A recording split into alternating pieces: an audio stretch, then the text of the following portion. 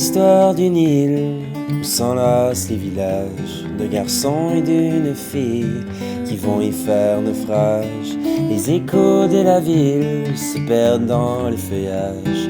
C'est la force tranquille du nouveau paysage. Je l'ai prise par la main et emmenée doucement, sa robe de satin dans l'air du Saint-Laurent.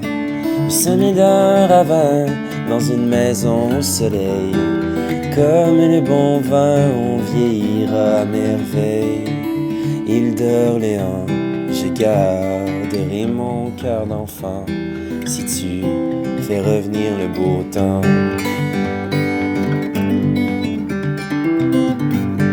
C'est déjà mon 4e album. Donc, vous êtes déjà dans le marché depuis quelques années. Donc, ça va être quelque chose de particulier pour vous. Est-ce que vous avez quelque chose des thèmes particuliers pour ce 4e album? Ouais, ben j'ai fait, là c'est ça, je suis à mon 4e album. Les autres albums étaient un petit peu plus axés sur la musique pop, très léchée, aller au maximum des capacités de studio et tout. Mais là, j'ai décidé d'aller vraiment à l'encontre de tout ça, pour faire quelque chose de plus minimaliste, plus simple, intime.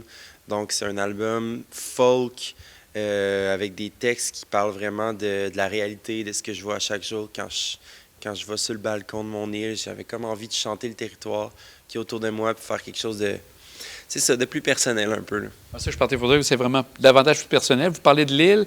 Vous êtes installé à l'île depuis combien de temps ici? Ça fait 5 ans que je suis à l'île. J'ai passé 2 ans à Saint-Laurent dans un petit chalet où j'étais enseveli d'équipements de musique.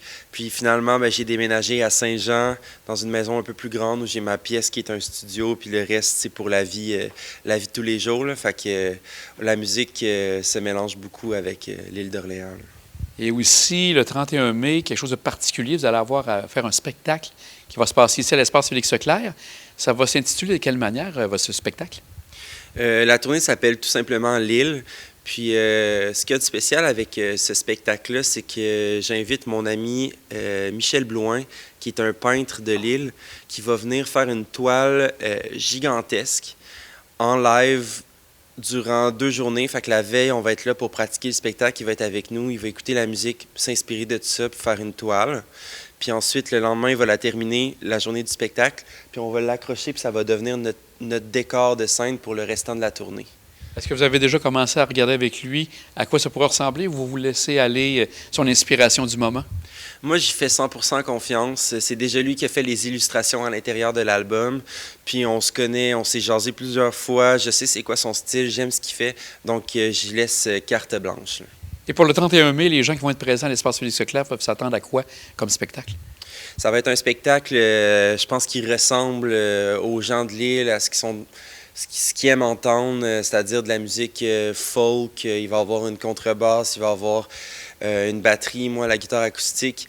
Mais aussi, j'ai une affection particulière pour Cuba, surtout pour sa musique. Fait que on va faire des chansons avec des rythmes un petit peu plus latins, entremêlés de ça. Puis ça va se passer dans une salle magnifique qui est l'Espace Félix-Leclerc, qui est aussi un petit peu les traces de notre chanteur national qui est Félix. Donc, je suis content de pouvoir un peu jouer dans ces traces. On peut s'attendre à ce que les gens qui seront assis au départ seront debout possiblement pendant une partie du spectacle? Ah, ben ça, c'est le but ultime. Hein? Puis debout sur les tables, s'il vous plaît. Là. Bien, c'est bien. Donc, les gens qui souhaitent se procurer un billet pour le 31 mai, qu'est-ce qu'ils ont à faire?